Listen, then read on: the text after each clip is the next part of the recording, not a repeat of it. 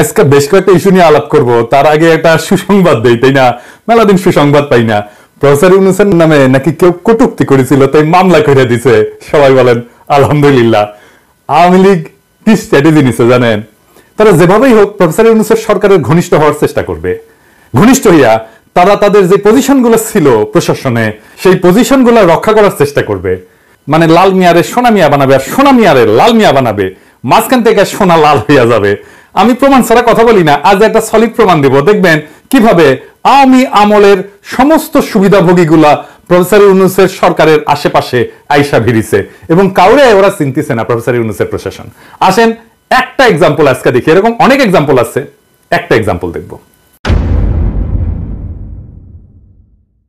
Daffodil আন্তর্জাতিক বিশ্ববিদ্যালয়ের board of ট্রাস্টিজের চেয়ারম্যান এবং Dhaka chambers of commerce and ইন্ডাস্ট্রিজের পরিচালক এবং সাবেক সভাপতি সবুর খান এই মাল সরকারি সম্পত্তি দখল, অর্থ পাচার, অনিয়ম, ইউনিভার্সিটির টাকায় ওষুধ কোম্পানির শেয়ার কেনা, মালয়েশিয়া, আরব আমিরাতে অর্থ পাচার করছে আওয়ামী লীগের আশীর্বাদ নিয়া। এডিটর সাহেব দেখান না, ওনার আওয়ামী প্রীতির কিচ্ছা দেখান না, কটা ছবি দেখান একের পর এক কইরা, এটার পর একটা কইরা দেখান আর কি। আর এনা জাউরা সিল মেরে দেন প্রত্যেকটা ছবির উপরে। দেখেছেন দেখেছেন হাসিনার মতো ফটো খিচিছে, আর সেটা দিয়ে ওর আকাম জায়েজ করেছে। এখন দেখেন ওই প্রফেসর ইউনূসের সারে নাই, উঠিয়ে গিয়া ফটো খিচিছে। দেখেছেন দেখেছেন আমি কইছিলাম না আরেক এপিসোডে যে প্রফেসর ইউনূসকে এই সমস্ত সুযোগ সন্ধানীর হাত থেকে রক্ষা করার দায়িত্ব হচ্ছে ইন্টেলিজেন্সের চারপাশে ঘিরা থাকে। ওনার উপদেষ্টারও দায়িত্ব আছে, তাই না? ওই প্লেনে তার প্রফেসর ইউনূস একা যায়নি, আর অনেকে গেছে। সরকারের সুবিধাভোগী যারা হাসিনা সরকারের, তারা প্রফেসর ইউনূসের ধারে কাছে ঘেঁষতে দেওয়া যাবে না। এটা একটা পলিসি হিসাবে প্রফেসর ইউনূস বলে দিবেন, আমি এটা বলছিলাম না। হ্যাঁ, কিন্তু প্রফেসর ইউনূস যেহেতু গো ধরিছেন বাচ্চা পোলাবানের মতো, যে আমার কথা শুনবেন না, তাই এই ধরনের ঘটনা ঘটতেই থাকবে। দেখেন স্যার কাল লাগে ফটো খিচিছেন, দেখেছেন ওই আপনারও বেচবে। যারা সুবিধাভোগী সরকারের এবং যারা সরকার এবং রাজনীতিবিদ, তাদের ট্যাক্স ফাইলগুলি আমি ব্যবসায়ীদের অনুরোধ করব, কারণ ব্যবসায়ীদের ট্যাক্সের কারণেই কিন্তু সরকার টিকে থাকে। সুতরাং যারা সুবিধাভোগী তাদের ট্যাক্স ফাইলগুলি যদি এখন খোলা হয় এবং সেখানে তাদের ট্যাক্স ফাইলের সাথে অসামঞ্জস্য যে সম্পদগুলি থাকবে সেগুলো সরকারি কোষাগারে জমা করা হোক এবং বাজেয়াপ্ত করা হোক। ওরা তো আপনি ধরবেন টাকা পাচারের জন্য, ওই আপনার প্লেনের সিটের পাশে আসে কিভাবে? আপনি এখন একটা রাষ্ট্রের নির্বাহী, আপনি গ্রামীণ ব্যাংকের এমডি না, বা ইউনিট সেন্টারের প্রধান না, আপনার একটা পজিশনের ভার আছে না? আপনার আশেপাশে যারা আছে তারা ভালছুন, এই যে দেখেন তো ওই চেয়ার গিয়া বসেছে ওই মিটিং, ওরই মিটিং এ বসেছে। দেখেছেন দেখেছেন ওই চেয়ার, এসব ধান্দাবাজির অনুষ্ঠানে না গেলে হয় না।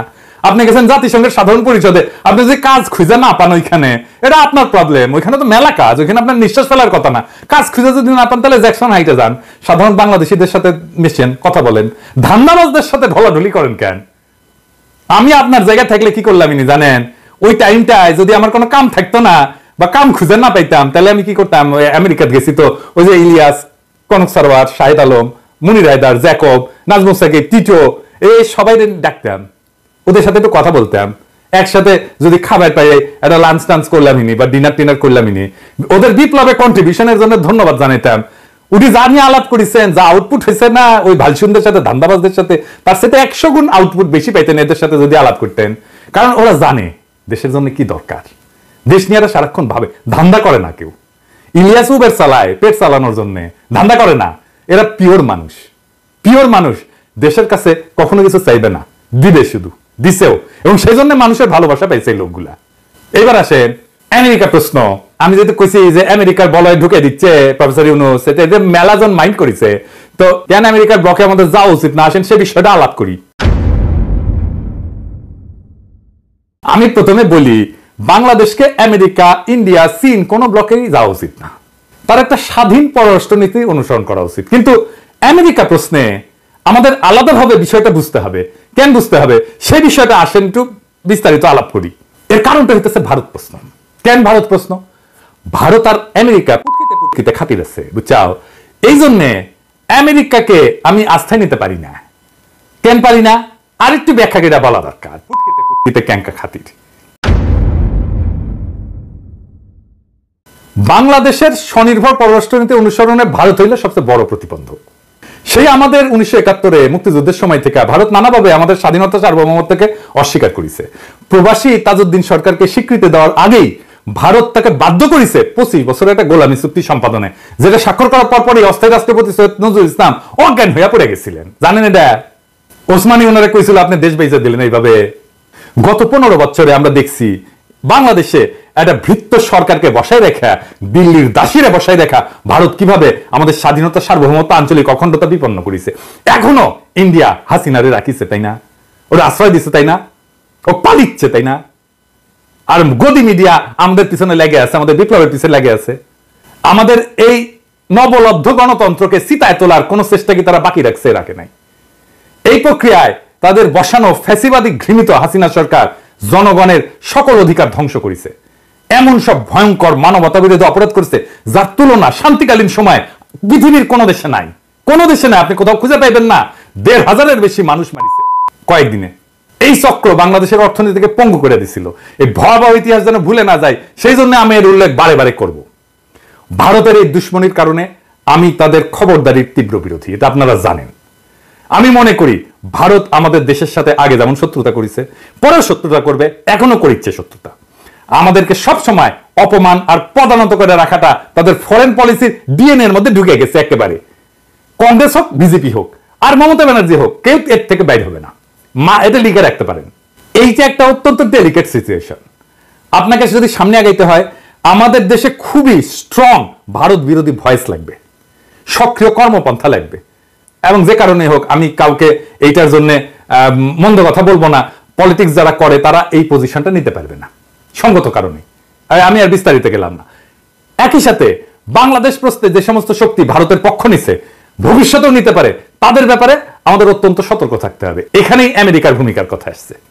আমাদেরকে প্রশ্ন করতে হবে, বাংলাদেশ প্রশ্নে আমেরিকা কি ভারতের বিরুদ্ধে দাঁড়াবে? এই প্রশ্নের যথাযথ এবং নির্ভরযোগ্য উত্তর না পেলে আমরা কি আমেরিকাকে বিশ্বাস করতে পারি? আমার ধারণা আমেরিকা ভারতকে উপেক্ষা করে আমাদের পাশে দাঁড়াইতে পারবে না। তার কারণগুলো কি, এটা ব্যাখ্যা করি। কেন পারবে না, আসেন এটা ব্যাখ্যা করি। যে কোনো দেশের কোন একটা নীতি, পররাষ্ট্র নীতি বলেন আর রাষ্ট্রীয় নীতি বলেন না কেন, এটার কেন্দ্র একদম মূল বিষয়টা হলো জাতীয় স্বার্থ, দেশের স্বার্থ। আমেরিকার স্বার্থ কার সাথে বেশি কেমনে বুঝবেন? বাংলাদেশের সাথে না ইন্ডিয়ার সাথে? কেমনে বুঝবেন? কিছু ফিগার দিয়ে, কিছু ডেটা দিয়ে, তাই না? আমেরিকা তো একটা পুঁজিবাদী দেশ, তাই না? আমরা তো জানি। সুতরাং একটা পুঁজিবাদী দেশের মূল লক্ষ্য কি? মুনাফা তৈরি করা। আজকের দুনিয়া সব দেশের জন্য এটা প্রধান বিষয়। 2022 সালে আমেরিকা এবং ভারতের মধ্যে বাণিজ্যের পরিমাণ কত ছিল জানেন? $191 বিলিয়ন। একই বছর আমেরিকার সাথে বাংলাদেশের বাণিজ্যের পরিমাণ ছিল $14 বিলিয়ন মাত্র। ভারতে আমেরিকার রপ্তানি ছিল $78 বিলিয়ন, মানে আমেরিকা যেটা রপ্তানি করে ভারতে। বাংলাদেশে আমেরিকার রপ্তানি ছিল $3 বিলিয়নেরও কম, $3 বিলিয়নের পৌঁছাতে পারে নাই। 2022 সালে ভারতে আমেরিকার সরাসরি বিনিয়োগ ছিল $46 বিলিয়ন। আর ওই বছর বাংলাদেশে আমেরিকার সরাসরি বিনিয়োগ ছিল $0.5 বিলিয়ন। আধা ফুটে পয়সা দাম দেয় না আপনারে। আপনারাই বলেন, আমেরিকার অধিক মুনাফা কার সাথে? বাংলাদেশের সাথে না ইন্ডিয়ার সাথে? ভারতের এত বড় রপ্তানি আর বিনিয়োগের বাজার বিসর্জন দিয়া আমেরিকা বাংলাদেশের সাথে থাকবে, এই চিন্তা আপনি কেমনে করবেন? ধূর পটান আমাদেরকে, আমরা বুঝি না? আমেরিকা কখনো আপনারা পাত্তা দিবে? কখনো ভারতের উপরে দিবে না। ভারত যেটা বলবে সেটা আমেরিকা মাইনা নেবে, এটা লিখে রাখেন। 2 নাম্বার, ইন্দো প্যাসিফিক অঞ্চলে চীনকে ঠেকানোর জন্য আমেরিকার নেতৃত্বে একটা কোয়াড হয়েছে না, জোট হয়েছে না? ওইটাতে ভারত অন্যতম সদস্য না? সদস্য তো। আমেরিকান প্রেসিডেন্টের ইন্দো প্যাসিফিক একটা কৌশলপত্র আছে, ওখানে কি বলছে জানেন? ইংরেজিত কইছে যে a like minded partner and leader in South Asia. ইংরেজি যেহেতু কইছে, ঠিকই কইছে, তাই না? তো অর্থাৎ এটার মানে হইতেছে যে সমভাবাপন্ন মিত্র এবং দক্ষিণ এশিয়ার নেতা এবং কোয়াডের চালিকা শক্তি ভারত। এবং ওই কৌশলপত্রের অ্যাকশন প্ল্যান, একটা প্রধান অ্যাকশন হইল support India's continued rise and regional leadership. তার মানে হইতেছে ভারতের যে ক্রমাগত উত্থান এবং আঞ্চলিক নেতৃত্বকে সহায়তা করা। এটা লিখিত পরিতরে ভাই, প্রেসিডেন্টের ডকুমেন্ট, আমেরিকান প্রেসিডেন্টের ডকুমেন্ট। দেখেন, এইটা হলো ভারতের প্রতি আমেরিকার শীর্ষস্তম স্তরে সরকারি নীতি। আমেরিকান প্রেসিডেন্টের এই কৌশলপত্রে বাংলাদেশের নাম খুঁজে পাবেন? খুঁজেন, পাবেন না। আমি পাই নাই, আপনারা পাইলে জানাইন। এরপরেও কি কেউ ভাববেন যে ভারতের বিপক্ষে আমেরিকা বাংলাদেশের পক্ষ নেবে? তৃতীয়ত, আমেরিকায় ভারতের যে হিন্দুত্ব লবি, সেটাকে ইসরায়েলি লবির কাছাকাছি শক্তিশালী মনে করা হয়। আমরা কিন্তু খুব একটা এই বিষয়ে সচেতন না। এই হিন্দুত্ববাদী লবির চাপে ক্যালিফোর্নিয়ার গভর্নর বর্ণ প্রথা, এটা ক্যালিফোর্নিয়ার সংসদে নিষিদ্ধ করার সিদ্ধান্ত নিয়েছিল, ওটাতে স্বাক্ষর করতে পারে নাই। এই এই যে অ্যান্ড্রু ককবার্নের যে প্রবন্ধ, এটাতে কয়েকটা গুরুত্বপূর্ণ ঘটনা এবং তাদের কার্যক্রমের বিশদ বিবরণ আছে, যা আমেরিকায় হিন্দুত্ববাদী লবির উত্থান এবং তার রাজনৈতিক সামাজিক প্রভাব তুলে ধরছে। এর মধ্যে কয়েকটা আমি এখানে উল্লেখ করি, যে এখানে দেখানো হয়েছে যে কিভাবে হিন্দুত্ববাদী সংগঠনগুলো, যেমন Hindu American foundation HAF, American রাজনৈতিক মহলে প্রভাব বিস্তারে সক্রিয়। তারা মার্কিন রাজনীতিবিদদের সাথে সংযোগ স্থাপন করে এবং তাদের কাছে ভারতের হিন্দুত্ববাদী এজেন্ডা তুলে ধরে। এইসব সংগঠন মার্কিন নীতি নির্ধারকদের প্রভাবিত করার চেষ্টা করে, যেমন তারা ভারতে মুসলিম সম্প্রদায়ের উপরে নির্যাতন এবং কাশ্মীর ইস্যুতে তারা মার্কিন নীতি নির্ধারকদের প্রভাবিত করার চেষ্টা করে যেন তারা ভারতের মুসলিম সম্প্রদায়ের উপর নির্যাতন এবং কাশ্মীর ইস্যুতে নীরব থাকে। 2 নাম্বার, 2014 সালে মোদির আমেরিকা সফরের কথা উল্লেখ করা হয়েছে এখানে। ওইখানে হিন্দুত্বপন্থী আন্দোলনের জন্য একটা গুরুত্বপূর্ণ মাইল ফলক হিসেবে বিবেচনা করা হয়। মোদি যখন প্রধানমন্ত্রী নির্বাচিত হয় তখন তার উপরে 2002 সালে গুজরাট দাঙ্গায় জড়িত থাকার অভিযোগে আমেরিকার কিন্তু ভিসা নিষেধাজ্ঞা ছিল, কিন্তু প্রধানমন্ত্রী হওয়ার পর মোদি আমেরিকা সফর করতে সক্ষম হয় এবং ভারতীয় আমেরিকানদের মধ্যে ব্যাপক সমর্থন পায়। এবং তার ওই সফরের সময় নিউ ইয়র্কে ম্যাডিসন স্কোয়ারে তার জনসভা ছিল উল্লেখযোগ্য, যেখানে আমেরিকার রাজনৈতিক ব্যক্তিত্বরা উপস্থিত ছিলেন এবং তাকে সমর্থন জানাইছিলেন। এই প্রবন্ধে বিশেষভাবে উল্লেখ করা হয়েছে যে কিভাবে হিন্দুত্ববাদী লবি কাশ্মীরের স্বায়ত্তশাসন বাতিলের এই যে অনুচ্ছেদ 370, এটার পরিপ্রেক্ষিতে আমেরিকায় ভারতের অবস্থানকে সমর্থন জানাইতে সক্রিয় ভূমিকা নিয়েছিল। 2019 সালে ভারতের বিজেপি সরকার কাশ্মীরের বিশেষ মর্যাদা বাতিল করছিল না, মনে আছে না? তারপরে এই লবি মার্কিন রাজনীতিবিদদের প্রভাবিত করতে সচেষ্ট হয় যেন তারা ভারতের এই পদক্ষেপের সমালোচনা না করে এবং এই বিষয়টাকে ভারতের আভ্যন্তরীণ বিষয় হিসেবে দেখে। এই প্রবন্ধে আরো দেখানো হয়েছে যে কিভাবে হিন্দুত্ববাদী লবি ভারতে মুসলমানদের উপরে নির্যাতনের ঘটনাগুলোকে নিয়ে আন্তর্জাতিক সমালোচনা বন্ধ করার চেষ্টা করছে। ভারতে গোহত্যার অভিযোগে মুসলিমদের উপরে হামলা যেগুলো হয় না এবং নাগরিকত্ব সংশোধনী আইনের মতো মানে সিএএ এর মতো বিতর্কিত আইনের কারণে যে সমালোচনা বাড়তে থাকে, কিন্তু এই লবি মার্কিন রাজনীতিবিদদের প্রভাবিত করে যেন তারা ভারতের সমালোচনা না করে, বরং ভারতের সাথে সম্পর্ক মজবুত করার দিকে মনোনিবেশ করে। এবং এইভাবে ইন্ডিয়াতে হিন্দুত্ববাদী সংগঠনগুলো আমেরিকায় তাদের রাজনৈতিক সামাজিক প্রভাব বিস্তার করছে এবং একই সাথে ভারতের হিন্দু জাতীয়তাবাদী এজেন্ডাকে বৈশ্বিক মঞ্চে তুলে ধরছে। এখন বলতে পারেন যে ওইখানে তো বাংলাদেশের অভিবাসীরা আছে, বাংলাদেশের অভিবাসীদের আমেরিকার রাজনীতিতে বস্তুত কোনো প্রভাব নাই। এটা শুনতে খারাপ লাগবে, কিন্তু আসলে নাই। আমেরিকার বিভিন্ন স্থানে উল্লেখযোগ্য বাংলাদেশি থাকলেও তারা রাজনৈতিকভাবে সংগঠিত হয়ে উঠতে পারেন নাই। তাই এই হিন্দুত্ববাদী লবির সাথে তুলনা করার কোনো প্রশ্নই ওঠে না। এই লবির শক্তি এবং তার নেতিবাচক প্রতিক্রিয়ার কথা ভাইবা আমেরিকার অধিকাংশ রাজনীতিবিদ বাংলাদেশের পক্ষ নিয়ে ভারতের বিরুদ্ধাচারণ করবে না, এটা লিখে রাখতে পারেন। এখন আপনারাই বলেন, বাংলাদেশ প্রশ্নে আমেরিকার উপরে ভরসা রাখা যায় ভারতের এরকম রোলের উপরে? আমি তো রাখতে পারতেছি না। আমার মনে হয় যে কোনো বুঝমান মানুষ এটা রাখতে পারবে না। তবে বিশ্ব রাজনীতিতে শেষ কথা বললে তো কিছু নাই, তাই না? গত 1 বছরে ভুটান ছাড়া দক্ষিণ এশিয়ার বাকি রাষ্ট্রগুলোতে ভারতের নীতির চরম বিপর্যয় ঘটছে। আমেরিকা যে আশা করছিল ভারত দক্ষিণ এশিয়ার নেতৃত্ব দেবে, সেটা ভুল প্রমাণিত হয়েছে। উল্টা এই অঞ্চলে ইন্ডিয়া আউট এখন প্রায় চূড়ান্ত। এই অবস্থায় আমেরিকা হয়তো তার নীতি পর্যালোচনা এবং পুনর্বিন্যাস করতে পারে এবং এই প্রক্রিয়ায় বাংলাদেশ সহ অন্যান্য দক্ষিণ এশীয় দেশগুলোর সাথে তারা আরো সরাসরি সম্পর্ক স্থাপনের প্রয়োজনীয়তা অনুভব করতে পারে। আমি এই সম্ভাবনাকে অতিরিক্ত গুরুত্ব দিতে চাই না, কারণ আমি যে কারণগুলো বললাম তাতে আমেরিকার উপরে ভারতের যথেষ্ট প্রভাব আগামীতেও বিদ্যমান থাকবে। এই কারণে ডোনাল্ডকে দিল্লি হয়ে ঢাকা আসতে হয়, বুঝো নাই? এই জন্যে। তবুও তর্কের খাতিরে যদি ধৈরাও নি যে আমেরিকা বাংলাদেশের সাথে আরো নিবিড় সরাসরি সম্পর্কের উদ্যোগ নিবে, তাইলে আমাদের দিকের কথা আছে। কি কথা? তাইলে আমি আমেরিকাকে বলবো যে আমাদেরকে দক্ষিণ কোরিয়া বা দ্বিতীয় বিশ্বযুদ্ধের পর জার্মানিকে যেরকম ডিল দিছিলেন, আমাদেরকে ওইরকম ডিল দিতে হবে। তাইলে আমরা বাধা দিব না। আপনারা তো চীন থেকে বিশাল পরিমাণে বিনিয়োগ সরাই নিচ্ছেন অন্যান্য দেশে, তাই না?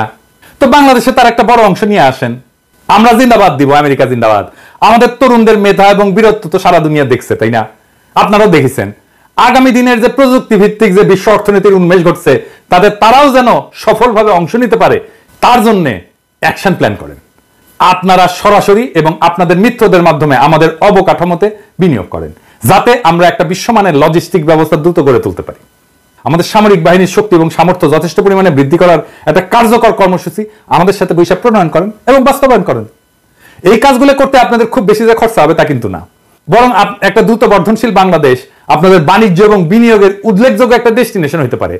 আমাদের মুক্তিযুদ্ধের সময় আমাদের গড়ায় এশিয়ায় আমেরিকার অন্যতম মিত্র দক্ষিণ কোরিয়ার গড়ায় থেকে খুব একটা কম ছিল না। আজ তারা কোথায় উঠে গেছে আর আমরা 90 দশকে উঠতি এশিয়ান টাইগার হিসেবে স্বীকৃতি পাইছিলাম। গত 15 বছরে হাসিনার দুর্নীতি আমাদের প্রবৃদ্ধির 2 থেকে 3% খাইয়া ফেলছে প্রত্যেক বছরে। এইরকম দুর্নীতি না থাকলে আমরা ডাবল ডিজিট গ্রোথ করতাম সহজেই। ভেবে দেখেন, বিশ্বের 8ম জনবহুল এই দেশটা আগামী 10 বছরে কোথায় চলে যেতে পারে। তাতে আমাদের লাভ তো বটেই, আমেরিকারও লাভ। আমেরিকা আমাদের এই অভিযাত্রার সঙ্গী হইলে আমরা নিশ্চয়ই তাকে স্বাগত জানাবো। আমেরিকাকে বলবো, ভারতের প্রবল চাপের সামনে আপনারা স্থির হইয়া দাঁড়ায় থাকতে পারেন নাই। গত নির্বাচন এটা প্রমাণ। আমাদের অনেক আশা দিয়া শেষ পর্যন্ত হাত ছেড়ে দিছিলেন। আমরা এত জীবন, এত রক্ত, এত অশ্রু বিসর্জন কইরা গণখুনি হাসিনা এবং তার প্রভু ভারতকে হটাই দিলাম। আপনারা আবার আমাদের হাত ছেড়ে দিবেন না, দিয়া ভারতের কাছে ফেলে যাবেন না, সেই ভরসা আমরা কি করে করব? তখন তো আমাদের যেই লাউ সেই কদুর মতো অবস্থা হবে। এত কিছুর পরেও আপনারা যদি আমাদের সাথে সৎ বিশ্বাসে দীর্ঘমেয়াদী পারস্পরিক লাভজনক সহযোগিতার কাঠামোয় কাজ করতে চান, আমরা প্রস্তুত। কিন্তু আমাদের ডিল দিতে হবে দক্ষিণ কোরিয়ার মতো, অথবা দ্বিতীয় বিশ্বযুদ্ধোত্তর জার্মানির মতো। এই ব্যাপারে আমরা টনটনা, কোনো ছাড় নাই। আমরা কিভাবে একসাথে কাজ করতে পারি তার একটা খসড়া রূপরেখা আজকে দিলাম আপনাদেরকে। আপনারা এই পথে আগাবেন কিনা সেটা আপনাদের সিদ্ধান্ত। তবে এটা মনে রেখেন, ভিত্তিহীন আশ্বাস এবং অর্থহীন প্রতিশ্রুতির উপরে আমরা আস্থা রাখবো না। আমরা আমাদের সব পথ অপশন খোলা রাখবো। আপনারা যদি আমাদেরকে ভারতের হেজিমনির মধ্যে ফেলে রাখতে চান, তাহলে সেটা আমরা কোনোভাবে মেনে নেব না। মেনে তো নিবই না, দরকার হলে আবার প্রাণ দেব। তাইলে আপনারা তো দেখতেই পারতেছেন, এরকম হলে এইটার বিরুদ্ধে আমাদের ফের রুখে দাঁড়াইতে হবে, ফাইট করতে হবে, এবং সেই লড়াই চীন যদি আমাদের পাশে এসে দাঁড়ায় তাহলে সেটাই হবে। কেস ক্লিয়ার, কথা ফাইনাল। আমার কথা কলেজ স্ট্রেট। আমি কোনো হাঙ্কি পাঙ্কির মধ্যে নাই, আমি কোনো যদি কিন্তুর মধ্যে নাই। আমি এই প্রসঙ্গে মাহমুদুর রহমানের একটা কথা আপনাদের বলতে চাই। কুষ্টিয়ার আদালত প্রাঙ্গণে ছাত্রলীগের হামলার পরে রক্তাক্ত হয়ে বলছিলেন, আমি একাই ভারতের আগ্রাসনের বিরুদ্ধে দাঁড়াবো, লড়াই করব। এই লড়াই কিন্তু উনি একা করেন নাই। এই লড়াইয়ে যে দ্বীপ তিনি জ্বালায় গেছিলেন সেটা দাবানল হয়ে ছড়ায় গেছে সারা দেশে। আমেরিকা যদি মনে করেন সামে সিকনে আপনাদের এজেন্ডা বাস্তবায়ন করে ফেলবেন, তাহলে মনে রেখেন সেই স্বপ্ন দুঃস্বপ্নে পরিণত হবে। আমি এপিসোডগুলোতে একটা শহীদের গল্প বলি। আজকে যে গল্পটা বলবো সেটাও খুব মহাকাব্যিক গল্প, খুবই বেদনার গল্প। আসেন সেই গল্পটা শুনি। পুলিশের সন্তানের রক্ত আর আমাদের সন্তানের রক্ত এই বিপ্লবের মাটিতে আজ একাকার। বিপ্লবের মঞ্চে রাজারবাগের উপপরিদর্শক ময়নাল হোসেনের ছেলের রক্তও একাকার হয়ে গেছিল। আমরা পুলিশকে অনেক সময় শত্রু বলে মনে করি। হারুন, মনিরুল, বিপ্লবদের দেখেই এই ধারণাগুলি আমরা গড়ে তুলি। কিন্তু এই বিপ্লবের আর এক প্রান্তে ময়নালের মতো পুলিশ কর্মকর্তাও আছেন, যাদের সন্তানও সেদিন শহীদের তালিকায় নাম লিখিয়েছিল। সেদিন ছিল শনিবার। ঢাকা মেডিকেল কলেজ হাসপাতালের ওয়ার্ডগুলোতে ময়নাল হোসেন আর তার স্ত্রী ছোটাছুটি করছিলেন। হাতে তাইমের ছবি। তাইম ময়নাল হোসেনের ছেলে। কেউ কি দেখেছে তাদের 17 বছরের ছেলেকে? ঘুরছিলেন, ছুটছিলেন, হতাহতের তালিকায় নাম খুঁজছিলেন। কিন্তু যখন একজন সাংবাদিক ছবি দেখে মর্গে খুঁজতে বললেন, তখন তাদের দৌড় থামলো না। সেই দৌড়ে চলে গেলেন লাশ ঘর পর্যন্ত, মর্গে। যখন মর্গের দরজা খুলল, তারা দেখলেন তাইম ছররা গুলিতে রক্তে ভেজা দেহ নিথর হয়ে শুয়ে আছে। ময়নাল স্তব্ধ হয়ে দাঁড়িয়ে গেলেন, আর তার স্ত্রী চিৎকার করে উঠলেন, ও আল্লাহ, আমার পোলারে কে মারলো? তুই আমারে না বইলা কেন বাইর হয়েছিলি? এতদিন যে ছেলেকে আটকে রাখতে পারেননি, তাকে হারিয়ে ময়নাল তখনও বলছিলেন, স্যার, আমার ছেলেটা মারা গেছে, বুলেটে ওর বুক ঝাঁঝরা হয়ে গেছে। স্যার, আমার ছেলে নেই। ময়নালের চোখে অশ্রু, আর সেই অশ্রুতে প্রশ্ন, একজনকে মারতে কতগুলো গুলি লাগে স্যার? তাইম ছিল তাদের সন্তান, যেমন ছিল আমাদের। ময়নালের তাইম আজ শহীদি কাফেলার অবিনাশী নাম। বিপ্লবোত্তর বাংলাদেশে পুলিশকে আর শত্রু মনে করবেন না। পুলিশে শুধু হারুন, মনিরুল বা বিপ্লবেরা নয়, ময়নালের মতো বাবারাও আছেন, যাদের সন্তানেরা আমাদের এই বিপ্লবের অংশ। এই বিপ্লব এইভাবে পুলিশের সন্তানকেও বিপ্লবের মশাল নিয়ে রাস্তায় নামায়। যে ময়নাল তাইমের জন্ম দেয়, সেই ময়নালেরা আমাদের শত্রু না, আমাদের ভাই। সেই ময়নাল পুলিশ হয়েও গর্বে আমাদের মাথা উঁচু করে দেয়, এক নতুন বাংলাদেশ গড়ার স্বপ্ন দেখায়, যেই বাংলাদেশ মজলুম আর জালিমে বিভক্ত নয়, যে বাংলাদেশ শুধুই নাগরিকের, যাদের একটাই লক্ষ্য দেশকে এক অনন্য উচ্চতায় পৌঁছে দেওয়া, যেখানে আমাদের চিত্ত ভয় শূন্য আর শির হিমালয়ের চাইতে উঁচু। আমরা দেশকে ওই উচ্চতায় নিয়ে যাব আমাদের শহীদের রক্তের কসম। ইনকিলাব জিন্দাবাদ।